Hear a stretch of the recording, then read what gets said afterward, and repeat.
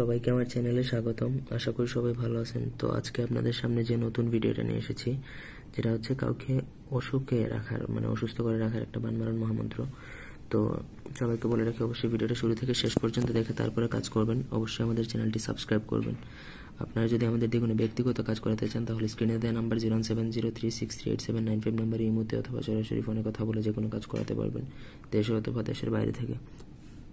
তো মন্ত্রটা একবার বলে দিচ্ছি। ওম রিং নাম, নামের জায়গায় নাম উচ্চারণ করবেন হন হন শাহ। ওম রিং নাম, নামের জায়গায় যার নাম তার নাম উচ্চারণ করবেন হন হন শাহ। একটা কথা বলে রাখি, এটা কোনো খারাপ উদ্দেশ্য নিয়ে করবেন না, কারণ যাকে অসুস্থ করবেন সে কিন্তু মারাত্মক পীড়াগ্রস্ত হবে, মারাত্মকভাবে কিন্তু সে অসুস্থ হয়ে পড়বে। তো এটার জন্য প্রথমত একটা মাটির মূর্তি তৈরি করতে হবে। আমার অনুমতি নিয়ে কাজ করবেন।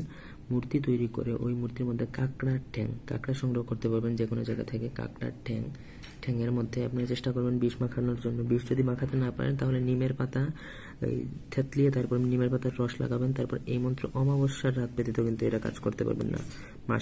প্রত্যেক মাসে একবার অমাবস্যা হয়, ওই অমাবস্যার রাতে আপনি এই মন্ত্র ওই কাঁকড়ার ফলা বা ঠ্যাংয়ের মধ্যে বিষ মাখানো বা নিম পাতা মাখানো ঠ্যাংয়ের মধ্যে 1008 বার তার নাম সহ পরে ফু দিবেন।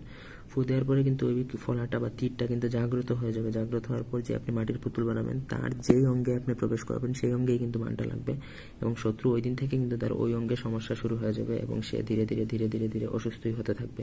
তো এইভাবে 7 দিন গেলে এক পর্যায়ে অসুস্থ হবে, 14 দিন গেলে আরেক পর্যায়ে অসুস্থ হবে, 21 দিন গেলে কিন্তু শত্রু মারাত্মকভাবে অসুস্থ হয়ে যাবে। তো আশা করি বুঝতে পেরেছেন, এটা কোনো খারাপ উদ্দেশ্যে প্রয়োগ করবেন না, আর প্রয়োগের পূর্বে অবশ্যই আমার অনুমতি নেবেন। তো এই ছিল আজকের ভিডিওটি ভালো লাগলে লাইক দিবেন, কমেন্ট, শেয়ার এবং সাবস্ক্রাইব করবেন। ধন্যবাদ সবাইকে। আল্লাহ হাফেজ।